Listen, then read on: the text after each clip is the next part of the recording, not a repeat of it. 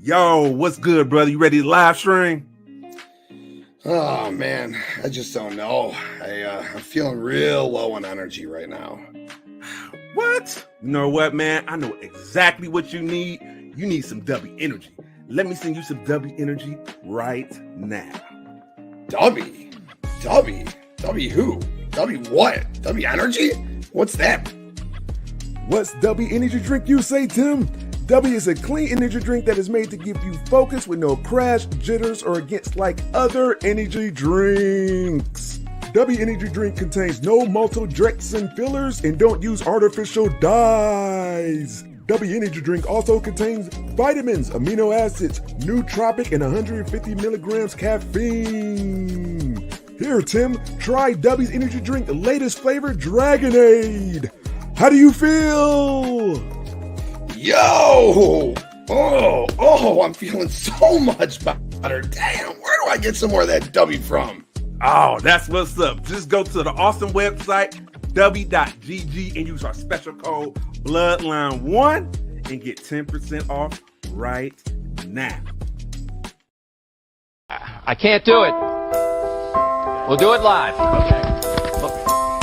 We'll do it live. Fuck it. Do it live. I'll write it and we'll do it live.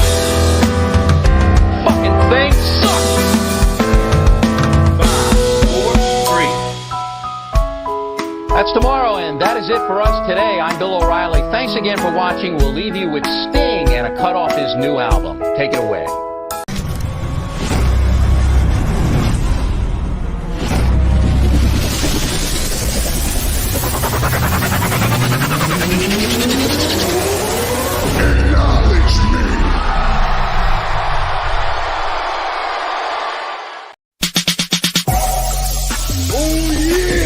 This is the Universal Wrestling Podcast. Inside the ring. Outside the ring. It's all here. We're talking about the greatest sport of all, professional wrestling. Come on! And now, here's Nick and Keith. Yo, get me some W! DK, bro! What's up? Welcome back to the Universal Wrestling Podcast. My name is Nick. His name is Keith. Keith, if it's your first time watching us, thank you so much. If you're back again, like I said, thank you for tuning in. Buddy, bottom of the third, knocked it out of the park. The Bloodline did it again at SummerSlam. Not just the Bloodline, Cody, Brock, the whole card really put up. Was it as entertaining as maybe last year or 2 years ago? No, but I think more importantly here, Keithy boy, it's all about the story. But let's talk before we get into wrestling. Bro, what's up, man? You're going to get some W, baby. I certainly am now. I didn't know that was going to be a thing. Look at us all, we're all official. We got a sponsor. Bro. I don't know how we still don't have freaking Capri Sun as a sponsor. Soon. What's good, brother? What's good in the hood? How you doing? Same old, man. Living the dream. That's good, man. Little man's moving right along. Yeah. I got another nephew on the way. He might be here by the time this is over. Who knows? Yeah. Dad's Corner. If you guys aren't used to it, we do this 10 minutes before every show. What's up, man? We're just catching up, Exactly. It's mainly to give time for it's to give time for Justin to get here. Yes. But how you guys doing? Good, man. Slow and steady here, man. Slow and steady, just getting shit together. We're looking for a house.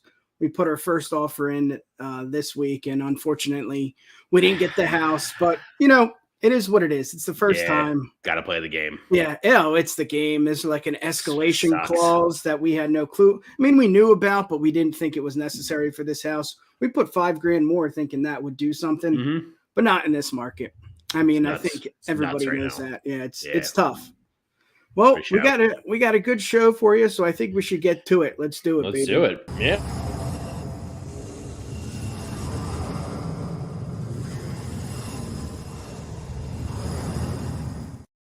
Oh, nice and spooky, baby. Yes, we're on the Bloodline exclusively. Live streaming right here on the Bloodline. There we go. The cards that got us over 1,000 views. We'll get to that in a second. We do want to thank you all, but let's promote, baby. the Bloodline is here. It's taking over. We're not just sports. We're not just wrestling. We're not just fantasy football, fantasy baseball. I mean, we got it all. We got gaming on Twitch. If you're interested in that, JD and Devin are on there looking for a lot more to come on Twitch as well. Obviously, we're growing. You can see we have sponsorships. We have countless podcasts on here, movies. You got Graydon, like I said, JD gaming. JD will. Well, that's the next topic. We'll wait. She gets her own little segment here. What else do we got, man? We got streets with sports. We got a lot of good content right here, and obviously you can find it right there. BloodlineNetwork.com, Twitch, Twitter, Kick. It's here, Keith. What else do we have? Is it Twitter or do we call it X now? Which one is it? Because it says X, but is it Twitter? I don't, everyone knows what it is. That one. Well, what does it say when you type it in? Right now, it does say twitter.com/home. Yeah, right. Well, because I guess, even Elon doesn't have the money to buy X.com. I'm sure that's been a porn site since the internet started. Bro! Get some dubbing! All the love in the world. Yeah. Entertainment Network, we got it all. I don't know how many times I'm going to have to say that. And, of course, if you want some dubby, use promo code Bloodline1 at Dubby. Get a Dubby, not a chubby. 10% off right here using that code. Really, really good pay-per-view PLE we're going to talk about. So I guess if that's all you got. It's a pay-per-view. Yeah. Oh, I am so sorry. Before we get to the pay-per-view. Yeah. The first lady of the Bloodline right here at 9 o'clock EST. She will be talking WWE, AEW from this week, as well as recapping SummerSlam. So make sure you tune in. All right, enough of promoting. Let's get to it, baby. They're going to get their monkey asses whooped tonight. Wrestling News of the Week. Yes, sir. They're full of force. The Bloodline is here. Everybody coming. Everybody's showing up. Live chat. What's good, boys? Dylan, my man. And then we got Psycho Dom. Mm-hmm. There he is. Put him up. Throw him up. Dom? And this guy, Cage. Dan, you the man. Let's get to it. Let's get to it. SummerSlam was the event of the weekend. There was Collision, but this was very interesting just because of what I discussed before we started talking about SummerSlam. It just seemed like it was an average but okay show, but what came from it is just more than average, like the whole thing with the Bloodline, that was huge. The handshake with Cody and Brock, that was huge. The way Seth called that. I was so happy when that happened. I was like, there's got to be a show of respect. And apparently it was unscripted. So that by association means Brock watches this podcast, knew what he needed to do. Yes, my man. Did it. So, yep. And all it means. Like I said, Asuka, Charlotte, and Bianca wasn't an amazing match, but what we got from it was really important. Gunther and Drew, I think it was just, I don't know, maybe they haven't wrestled enough with each other, but it was just a good match, And then Logan and Ricochet, there was a lot of people talking about it, but I don't know. We'll get into it. Rousey and Baszler again. What did that mean for Rousey? It wasn't a great match, but what we got from it. And then the Battle Royal, I think, we pretty much know, what happened there. So let's get into it, man. I want to hear your thoughts. We don't have to go through every match. No, because honestly, some of my stuff with some of the matches is just like it was amazing. Like a Rollins Balor was great. I don't have too much depth to go into in that because it's one of those that like if you put those two in the ring together, it's not going to be bad. Yeah. Like and with the story they got built behind them and stuff now, like there was no way that was going to not be a great match. Gunther Drew, I won't lie, let me down a little bit. It wasn't bad. Yeah. I don't think it was a bad match. Yeah, it was average. It wasn't a banger. From the slap fest of Gunther Sheamus and Gunther Sheamus Drew altogether. That's what I said in our predictions of like Gunther Sheamus Drew killed it. Gunther Sheamus awesome. Gunther and Drew should also be awesome. And it was just like, it was good. It was good. Yeah. Before we get to that, man, I forgot to bring that up. You just reminded me. Predictions. I mean, this is the first time that we ever did something just you and me that we got more than 1,000 views. Yeah. So that's something that we really appreciate. Yes, we got. Yes, we can get those views when it comes to like interviews, but when it's just us two, it really is a humbling experience that anyone wants to watch us, let alone over 1,000. So. I needed to say that. I should have said that in the beginning. You reminded me, Keith. But yeah, I'm right there with you. No, it's cool. I don't want to use the word great because I don't think any match on the card was great. I just think what we got out of it. I mean, even Cage brought it up. You know, this could be leading to that. I don't know if that's what it is. I think more of a I don't know. It just seemed like it wasn't a misunderstanding, but more of we didn't practice enough together. We didn't go over each moveset, and maybe some of the I'm going to call them legends because I think both are. At the end of the day, I think sometimes you don't need to. You don't need to go over every single second, but it hurts. I don't know, but maybe it was just about the grandeur, the outside Ford Field, SummerSlam. It's a weekend. It's on a Saturday. Like that's what you get. I'm not shitting on SummerSlam. It was really it was an average good show. I don't know. I think for me with Gunther Drew, what it was still a brutal affair, but like, because like there was still I just have it like burning in my head. There was like a one shot of like it was like Drew like a close up of his face, but you saw to like here on him, and you could see like the purple and the awful chop looking stuff, which is great, and that's really that's all I'm ever really looking for from a Gunther match is someone getting the just life chopped out of him on both ends, Gunther and whoever he's fighting. It just felt like it didn't feel like it got brutal enough. Like it didn't feel like they never felt like they really like kicked it into like the more like higher gear. They did do some awesome stuff. I loved Gunther kind of ducking the Claymore early on. Yep.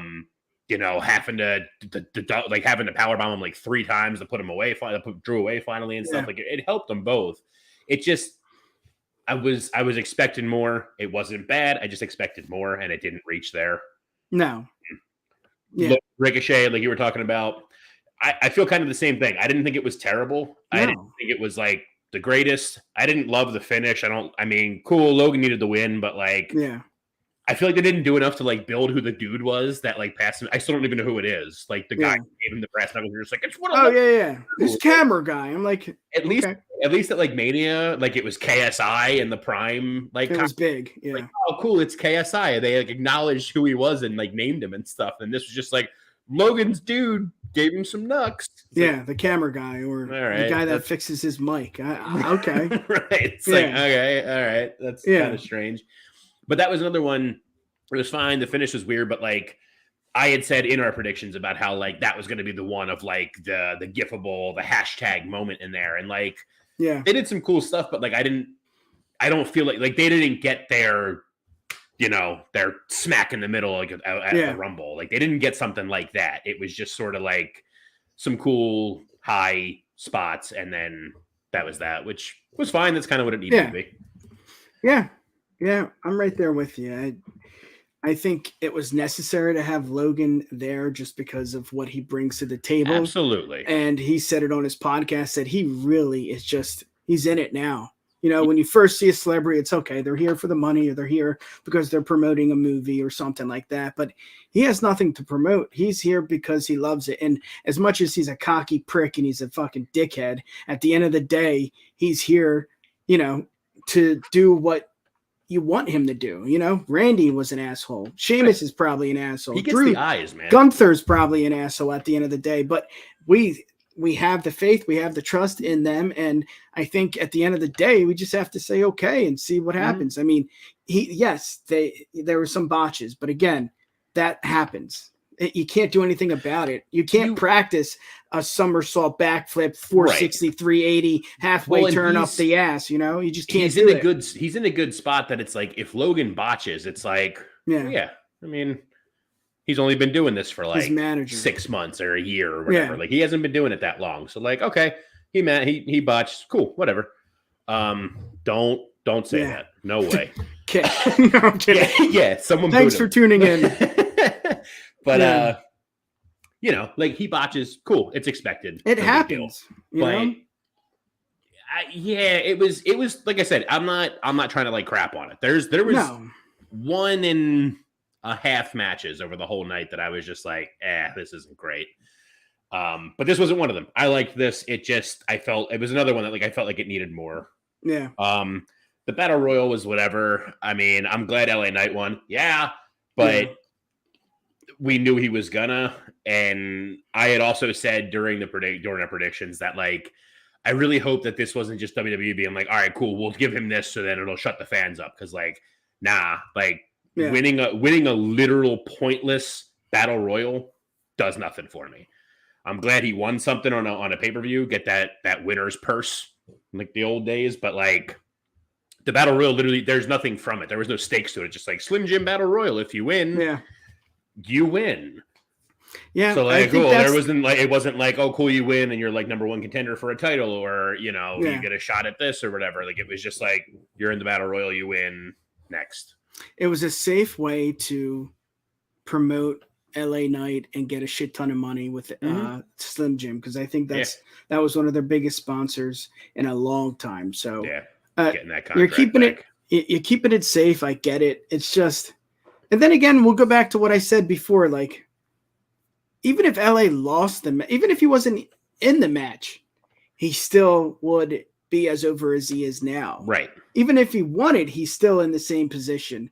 It's just, it's tough because you don't know what to do with someone like that, because when's the last time someone like LA Knight just got so popular? Was it DB? Was it Kofi? Like not, Vince or Trips pushing him like Roman for, just like organically. Roman, he did his own thing and now he is who he is, and it's just phenomenal. We don't have to go into that. We don't have to explain it. We get it. But it's not like a DB. It's not like a Kofi where just the fans fell in love. Yes, the fans are in love with the Bloodline now, but you know what I mean? Like, it's not, I don't know. DB is probably the first person.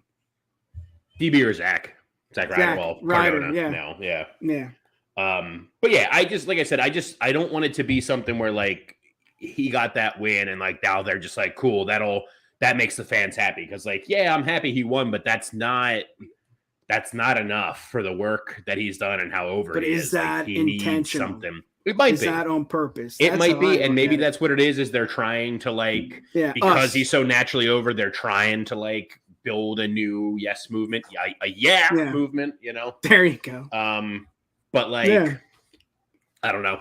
It was still cool though, and I mean, I'm glad there was the dudes that got their shine in that. I mean, as soon as Omos came out, I was just like, well, there's the guaranteed spot of everyone fighting together to get the big man over, and they did, and so that was whatever. Cody Brock was great. Justin might be sick, dude. I still wish they would have done like. I still wish it would have had like a stip. I know not everyone is like a big fan of like a Texas bull rope match or anything, but like I feel like it like needed something. Yeah. You know, I think was still really good. Something. They did a great job without it. Like I'm not saying that it took away not having it. I just wanted something else too, but it was still awesome. I loved needing the 3 crossroads in a row to put Brock down. Love the show of respect pants. At the end. with this dick hanging out. I gotta make a call. Give me 1 second. Yeah.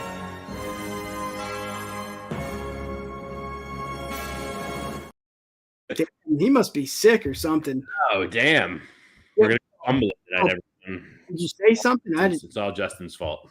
I don't think I said anything. Sorry, buddy. We love you.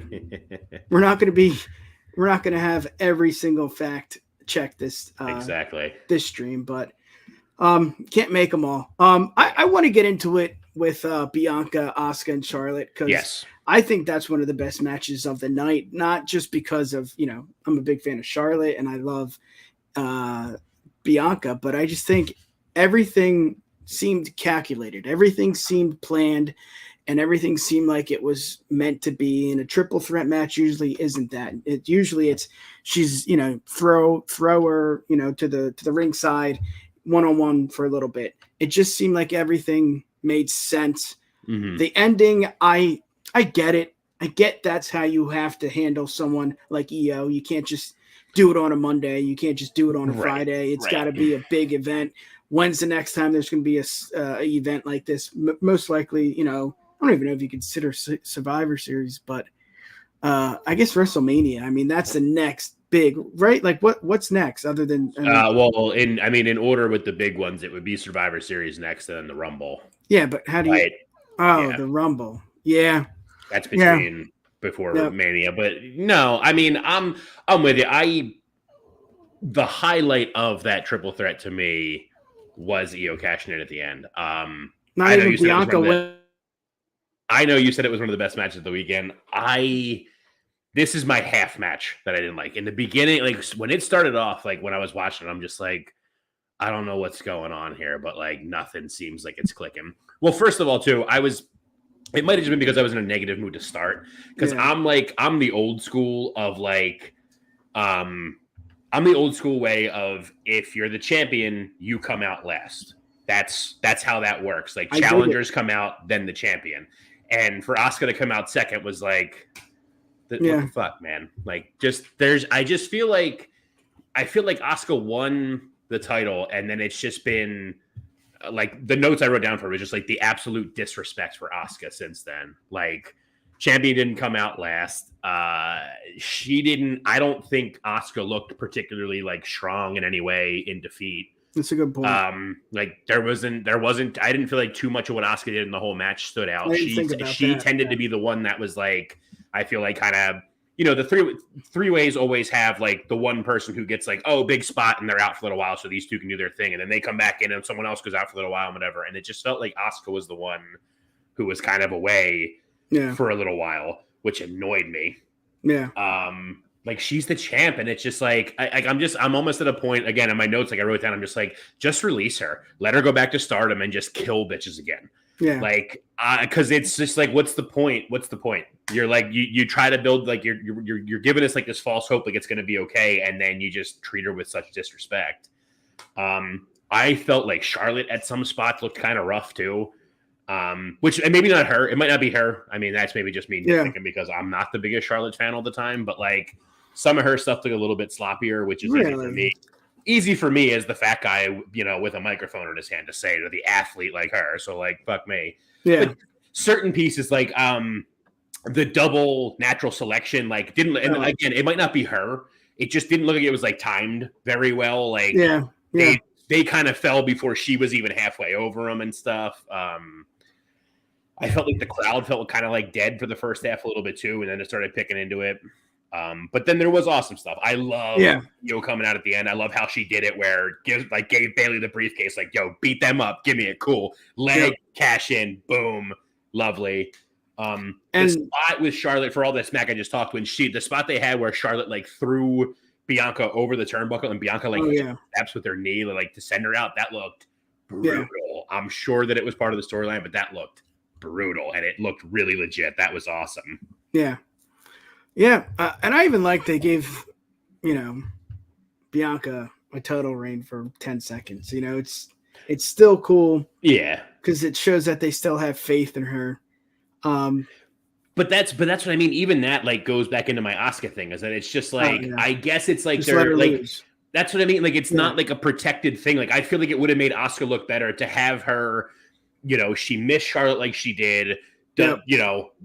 Wails Bianca, taps Bianca out, and then she's laying there beaten and exhausted from it. And then boom, here comes Io, and then we get Io. So that Io is the one to pin her. So then we can have what all of us really wanted out of any of this anyway, which was Io and Asuka one-on-one. Like if she catches in on Asuka, that's where we get to. And instead, maybe we still will, but like, I don't know. It's a good point, man. It really is. Sorry to be so negative with it. No. You like so much. It's like, No. I mean, that's what you see. That's why we have a podcast. It doesn't matter if people agree. That's just what it's all about. Let's get to the main event here, unless you have anything else to chat about. We do have the conversation with the handshake, but I don't think that's more. I think that's more of just Brock and Cody. The only other SummerSlam. The only other thing we haven't touched on was Ronda Shayna, which like I'm glad Shayna won, but that match was pretty friggin' lame. Yeah. I won't lie. Yeah. If you're gonna have an MMA rules match, put him in the fight pit. Make it more interesting. Like, it was just an MMA match in the ring. Like, Whoa, like, baby. Hey, all right. How are you? But it was. I mean, it was a match. It was fine, but it was just like, I would have rather than this MMA rules match in a ring, I would have rather preferably seen like a fight pit or like a Lions Den match, go old school with it, or but not with those, or two. just had a regular one-on-one singles WWE wrestling match between the two. Yeah, I think this was just weird. They did what they did because of the name, because of Ronda. Absolutely, and because of Shayna's background, I get it. It just didn't hit for me. No, I don't think it hit for anyone, to be honest. Yeah. I mean, MMA fight in a professional wrestling ring, at least make it seem legit.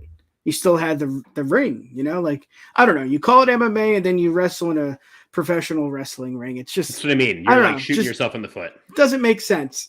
Exactly. Yes, it's their background, but boom, they're not there. Tom's got it.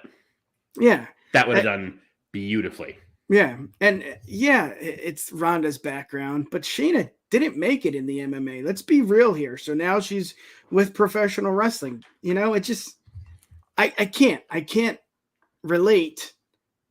Not just relate. I guess relate's not the right word. I can't, I guess comprehend, like understand, like make it, I can't reason with it. I don't understand why they're in a wrestling ring. I don't understand why this is such, I don't understand why this is a match at SummerSlam when you had a Sheamus or an LA Knight or someone like that. Yes, Ronda's the big name, but when you get there, everybody knows that it's just there. It's just her name. It's just a match.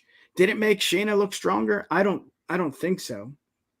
I don't know. I mean, it's going to depend on what they do after now. Yeah. With it, but there we go. Yeah. Oh. Yeah. Yeah. We did, Tim.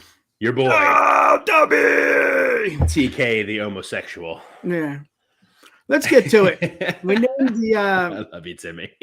the episode after this match, basically. So it's Roman Reigns, Jimmy Uso, not only for the title of Tribal Chief, but for that darn title that has 400,000, 500, 800 names. Yeah, undisputed WWE Universal Heavyweight. This is Keith. This is what, go. This is what we came here for. This is what I came here for. This is what I turned on SummerSlam and watched. This is the reason why. It's just, again, they did it again to me. Yeah. Jimmy turned and we knew that was going to happen. We knew Solo was going to get involved. We know this.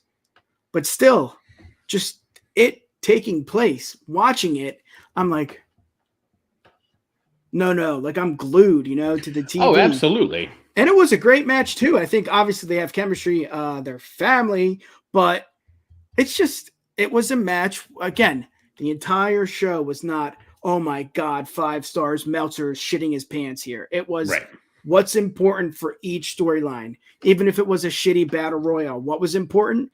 LA winning. Mm-hmm. For Gunther and Sheamus, have Gunther beat the streak of your boy Honky Tonk. Every match made sense. Even Keith, EO winning and Asuka maybe not looking really strong. The idea was big, fight, feel. That's where you cash in for someone like EO. You don't have to do it for someone like Charlotte, but every match, everything had a reason. This match delivered. Let's hear it, brother. What do you got? Yeah, this was another one that it was this match to me was like that. I don't know if anyone's seen that meme where it's like the drawing of the horse and it's like the first half of the horse is like really, really intricate and awesome looking, and then like the back half of it is like a line and like all like kind of shittier. Yeah, because the majority of this match was awesome, and then like for me, once Solo showed up, I was like, oh man, because as Danny Boy pointed out earlier here. As Danny Boy pointed out earlier here, like the whole point of the tribal combat match was just like no family member can interfere. No one in the bloodline's allowed out here because it's tribal combat. Yeah. And then Solo showed up and it was just like, whatever, we'll do it. And then Jimmy did later, so like Solo showing up, it annoyed me because like it took away from the whole point of the tribal combat, everything. But then Jimmy turning it was cool. It was like a shock moment or whatever, but like it doesn't make any sense. Yeah. Like, we're waiting for SmackDown here tomorrow to see if hopefully they make it make sense. But like, in the moment when it happened, I feel like I was just like, they just killed you like 2 days ago, dude. Like they sent you to the hospital. The same guy you just, defended and like took his opponent out hardcore with, like, they put you in the hospital because your other brother splashed you through the announce table. Yeah. Like, that's a good point. I didn't think about it that way. Like, it doesn't, it was just like, I don't know why. Yeah. I don't know why you're doing this. And like I said, I mean, I guess they did a good job because it's got me, I'm going to watch SmackDown this week. I don't normally watch SmackDown on a weekly basis, but like, I'm probably going to watch it this week because like, I want to hear what he has to say. I want to hear what the justification is, like what happened with it. So I guess it's good from that way, but it was just, like I said, it was that meme of like, it was a beautifully drawn horse. And then at the end, they were just like, and here's the tail with a stick. And that was it. And like, it's just like, like you were there. I didn't think Jay was going to win, but like, you gave me hope a bunch of times that like, shit, maybe he will pull this out. Maybe that's going to be a thing. And then, Yeah. But it was still awesome. Like I said, I don't want it to take away from the match. It was just like, it was this masterpiece to a point, and then it just sort of flopped at the end. Yes, exactly. Solo, like if you're going to have Jimmy be this thing at the end, this masked man that pulls his brother out of the ring and everything, fine. Don't give me Solo earlier then. Yeah. Like, keep it as this whole thing, Yeah. Yeah. Yeah. But still. Yeah, we're nitpicking. Good pay-per-view. We're podcasters. Good pay-per-view overall. Yeah. Happy with it. It was, there was no point watching it where I was just like, I'm kind of bored. Well, except for Rhonda Shayna. Yeah, that was. Sorry, Shayna. I love you, Shayna, but. Yeah, but even she honestly can't put up. Oh, come on. I'm not. But Shayna's I'm not going to say it's either one of their faults. Yeah. It's just it was the match type. Like I said, it's MMA in a wrestling ring. Exactly. Like wrestling is wrestling, MMA is MMA. Yeah. If you're gonna blur them, put them in a fight pit, put them in a lion's den. One of them that makes it a submission match, like Tom said. Do something that like plays to it rather than just be like, cool, we're gonna wrap our hands up and we're gonna do an MMA fight just inside a wrestling ring. Yeah. Like, all right. Like I'm not, I'm not saying, I'm also not saying like I want to see Shayna and Ronda doing 450s off the top rope necessarily, but like, Yeah. Whatever. It seems like Ronda's gone, so we're not going to have to worry about that anymore for a little while. Yeah. And I think, what I said from the beginning, I'm just going to stick with. It's why things happened for SummerSlam. Right. It wasn't a 5-star PLE, but it was, it made sense. And like you said, you're going to tune into Friday. Just because, exactly, because you want to know. Need to know what happened. Let's get to the next topic. We spent a lot of time on SummerSlam, and we got a hard cut here, brother. Let's get to Becky and Trish. This just seemed like it made sense. SummerSlam. This is something you want. I don't necessarily know why that happened. I don't even know if it was discussed for SummerSlam. Maybe it was discussed for a Monday, or I think it is Monday, right? Or this this coming Raw because they're in Toronto or whatever, I think. But it's somewhere in Canada, I'm pretty sure. I mean, why wouldn't you do it, right? Like, why wouldn't you put it on the SummerSlam card? You don't have to cut anything. I mean, we all know PLEs go long and everybody's still going to watch. Is it because maybe they had a creative difference with Trish? Because we've heard that in the past where she didn't show up, or something along those lines where she didn't want to do something. Or is it Becky? I mean, I don't know. It just makes sense to have a Becky and Trish, at SummerSlam. Was it there? I don't know. That's what the headlines say, but let's hear what you got there, brother. No, I mean, I feel like this was a newer one of our viewers here. Girl Courtney here said earlier, SummerSlam needed a pre-show. SummerSlam has a pre-show. Don't get me wrong. I love LA Knight. I love him to death. I have been beating his drum since he was in NXT 2.0. Been beating his drum since he was in NWA, quite frankly. But I'll settle for saying beating that drum for him since at least NXT 2.0 days. So I love him to death. Battle Royal probably should have been on the pre-show. Yeah. And put these guys on the main card instead. There was also like rumors, I think, that Rhea and Raquel were supposed to be a match too that just got cut because of like time stuff. Like, another one, I mean, they were never going to put Ronda and Shayna on the pre-show. They were never going to put Ricochet and Logan Paul on the pre-show. It's a good point. Both of those, they're both matches that are kind of like Ronda Shayna is a little bit different because it was like a step in it and everything like that. But like Logan Ricochet didn't really have any stakes to it. It was just two guys fighting with a big name. So like a match like that, normal circumstances, should have been on the pre-show also to make room for a Becky and Trish, for a Ronda and a Raquel. So it's kind of shitty that it wasn't. Yeah, but I think they were. Let's play devil's advocate. Maybe just the storyline's not strong. It just wasn't worth, removing a match like the Battle Royale. Or, I mean, Trips isn't known for pre-shows. The past few shows have not had pre-shows. True. I mean, could it be this shit doesn't sell? I mean, maybe it sells for us. We love Trish. We know Trish. We love Becky. What she did, getting bloody, the whole thing is just like, wow, that's what you want out of a female superstar. Right.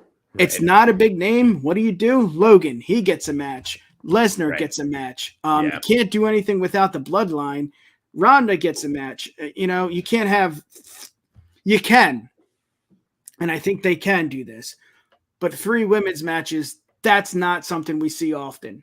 And that's not my opinion. That's just the truth. We don't see 3 women's matches on PLEs. We don't see that often unless it's, a Women's Evolution pay-per-view. We don't see that often. I don't know why. Maybe it doesn't sell. We're not going to get into that. That's kind of hitting close to politics. I don't want to talk about that. But maybe this storyline didn't sell. I mean, Becky makes more sense.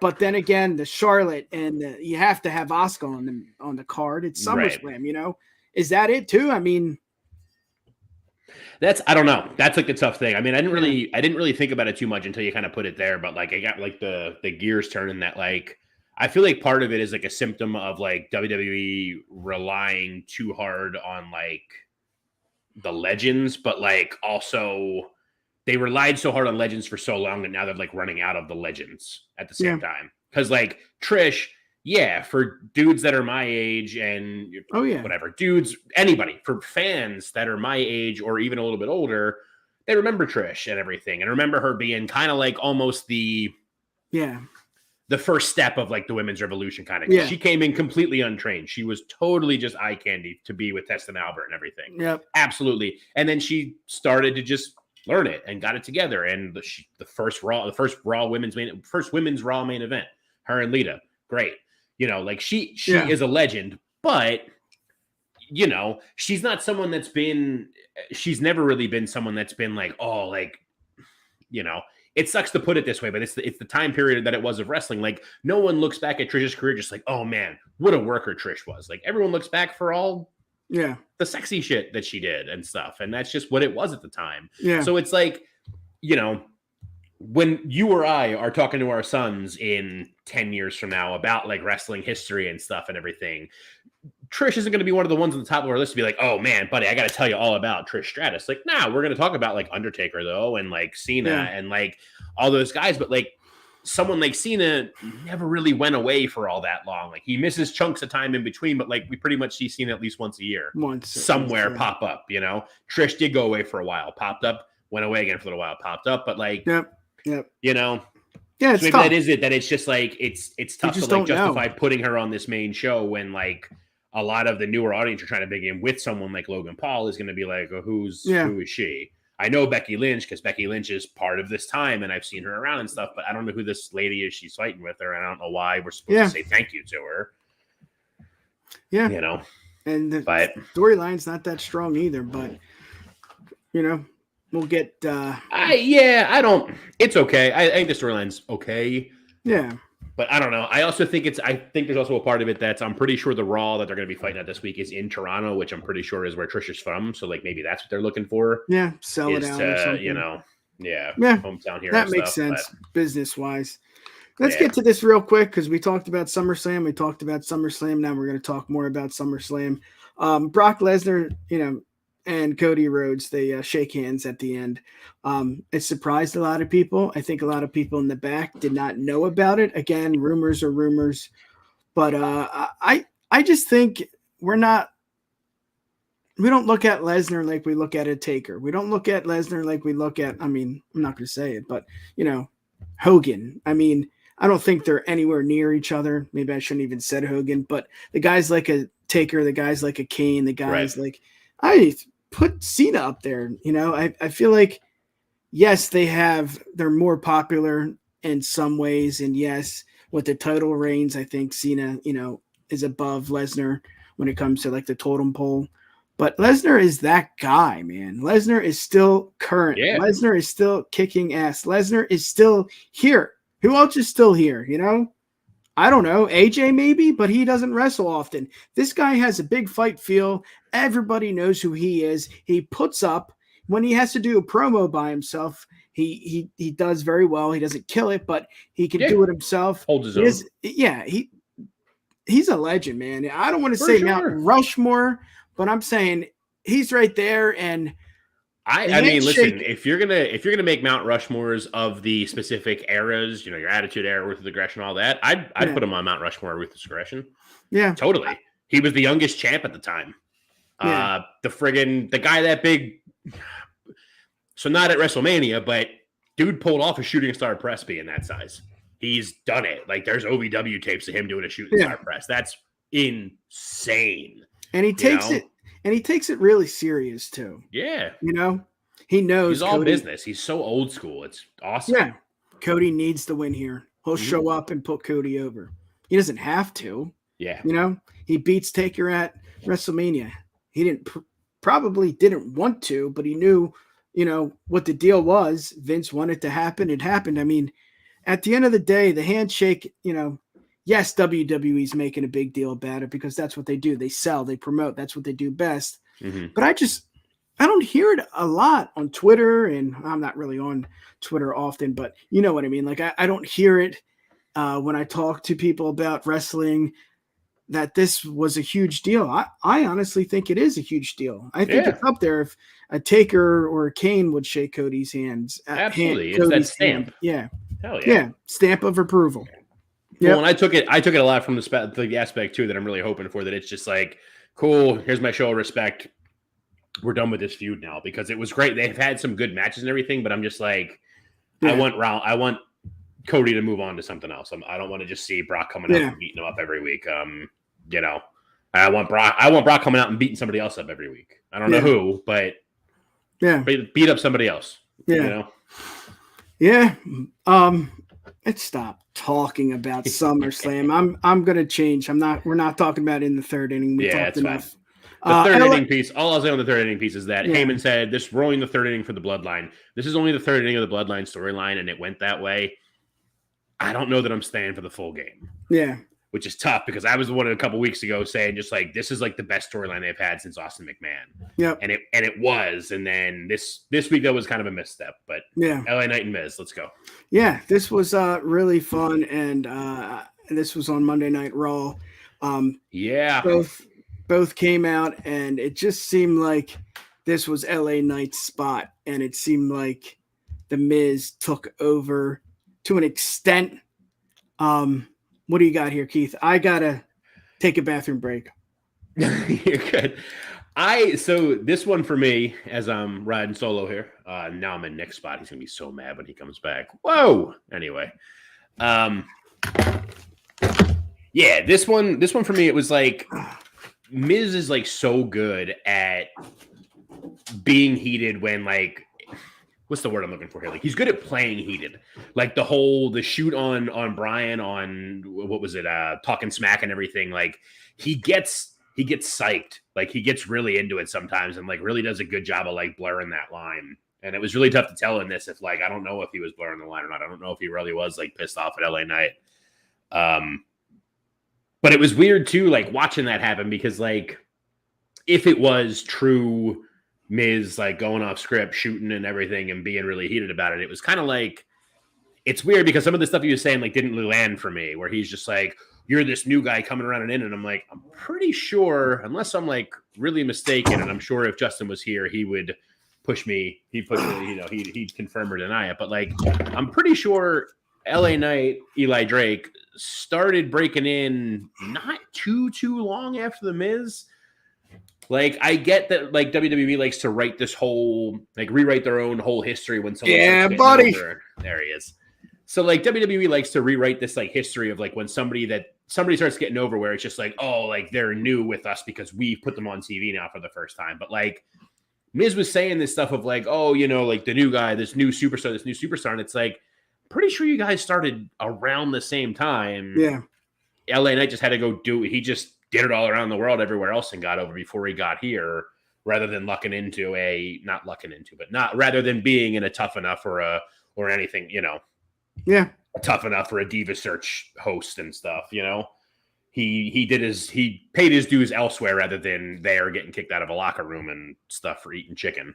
Yeah. So like, yeah, I mean, it was cool. I am all for this feud. I want to see them keep promoting against each other. I want to see that's what match. it's all about too. Yeah.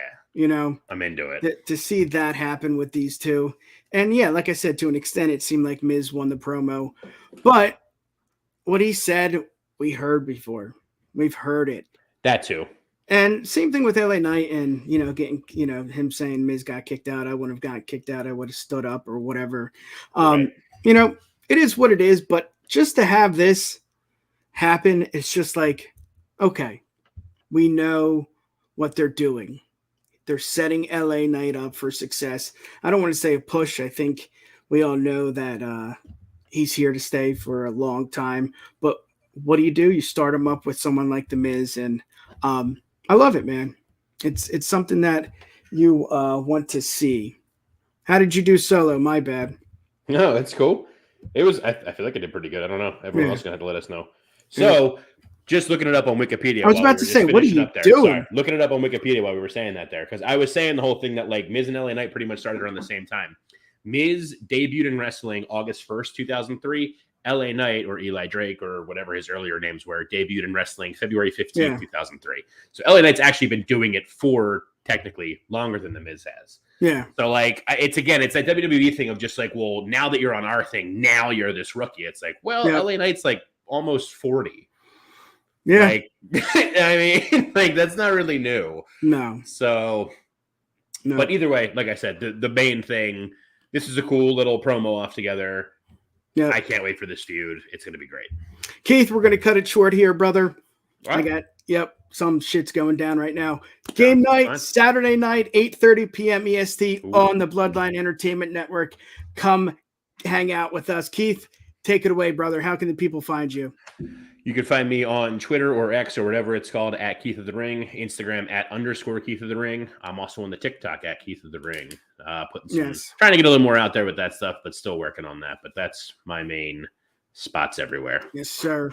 We do apologize. Sometimes shit happens and we got to go. Thank you for tuning in. Thank you for giving us so much love on the SummerSlam predictions. You don't understand how much that means to us. You're all the best. We love you guys.